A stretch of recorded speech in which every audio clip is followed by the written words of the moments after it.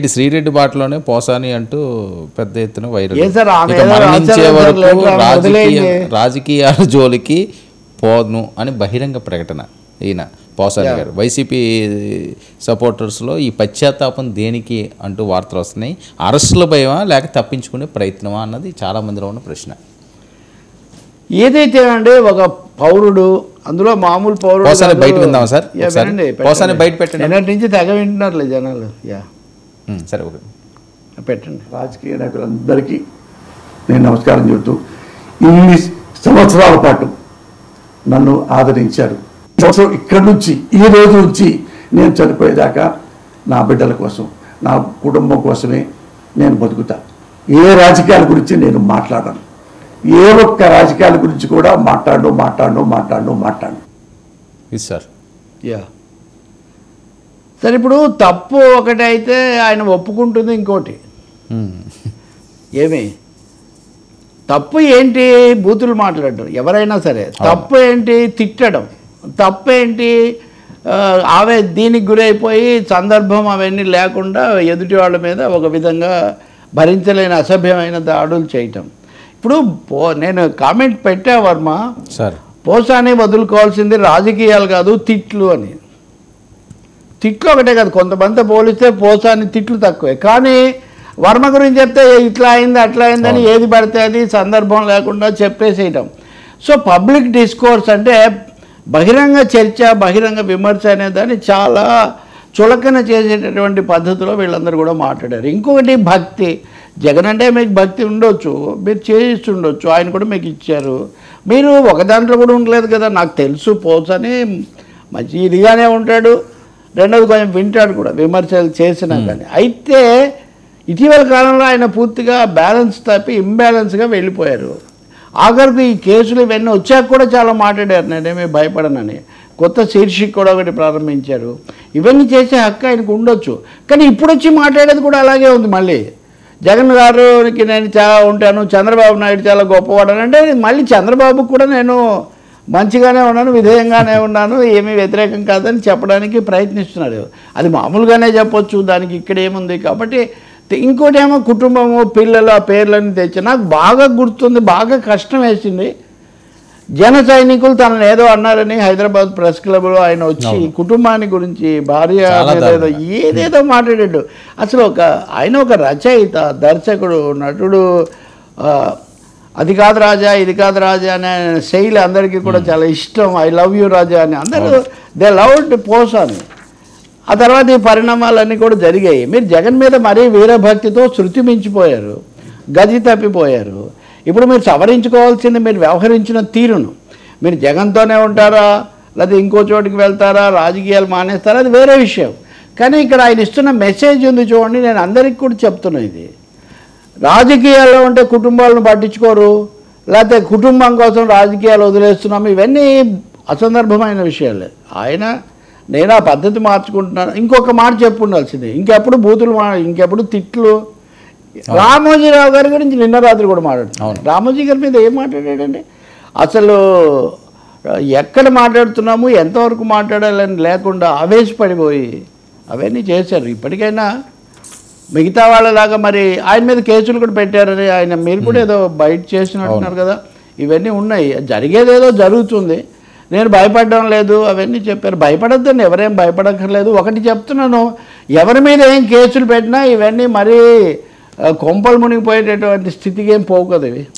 కారణం ఇది కొంత శిక్ష పడుతుంది, లేకపోతే కోర్టు చెప్తుంది, నిలబడద్దు, ఈ చర్చ అంతా ఉంటుంది అంతవరకే. కానీ బట్ ఆయన వ్యవహరించిన తీరు మటుకు, అంటే ఆయన చేసిన పొరపాటు ఎట్లాంటిదో, పొరపాటు దిద్దుకుంటున్నాను చెప్పినవి కూడా చాలా అసందర్భంగా ఉన్నాయి. అదే నాకు కష్టం కలుగుతుంది. అంటే throwing away baby with the water అంటారు, పురిటి నీళ్ళతో పాటు బిడ్డను కూడా పడేసినట్టు. రాజకీయాల్లో తప్పు చేశాను లేదా తప్పు మాట్లాడాను అంటే వేరు, కానీ రాజకీయాలే తప్పు అయినట్టు. ఇంకెవరు రాజకీయాల్లో ఉండకపోతే పౌర సమాజంలో ఎవరు ఓట్లు వేయాలి కదా ప్రజలు. కాబట్టి అప్పుడు ఎక్స్ట్రానే, ఇప్పుడు ఎక్స్ట్రానే. ఐ థింక్ ఇది తగ్గాలి. అసలు ముందు సంయమనం కావాలి ఆయనకు, ఒక బ్యాలెన్స్. ఒకసారి ఉండింది, ఉదాహరణకు శ్రీకాంత్ నాకు హీరోగా పెట్టి ఆపరేషన్ దుర్యోధన అయ్యాక ఆపరేషన్ దుశ్శాసన అని ఏదో ప్రకటించాడు. చెగువేరా ఇదంతా కూడా పెట్టి చెగ్గువేరా పెట్టి దుశ్శాసన ఈ టైటిల్ అంతా బాగాలేదని ఏదో ఛానల్లో చర్చ పెట్టారు. ఆయన కూడా వచ్చాడు, వెంటనే నేను మార్చేస్తాను సార్ అని దాన్ని మార్చేశాడు. ఇట్లా 2-3 ఉదాహరణలు నా దృష్టిలో ఉన్నాయి. ఇంకోటి నేను అనేక సార్లు మీతో కూడా తీవ్రంగా విమర్శించాను. పోసాని, ఆర్జీవి, ఇంకా ఎవరిద్దరు ఉన్నారు ఇలాంటి వాళ్ళు, కొడాలి నాని, ఇలాంటి వాళ్ళని నేను ఎప్పుడూ స్పేర్ చేసింది లేదు, ఇక ముందు కూడా చేసేదేం లేదు. కానీ అది తప్పని అంటలేదు ఆయన. అవి మటుకు నేను చాలా సిన్సియర్గా అన్నాను. నేను చంద్రబాబు గారికి నేను చంద్రబాబు గారిని మీరు మీకు బాగుంటే మీరు పొగుడుతారు, మీకు బాగాలేవో తిడతారు. పొగిడినప్పుడు తిట్టినప్పుడు కూడా కొంత ఏదో ఉండాలి కదా, దానికి ఒక శృతి. అదే ఇక్కడ సమస్య. కాబట్టి అసలు సమస్య చూడాలి రాజా, ఐ లవ్ యూ పోసాని అన్నట్టుగా.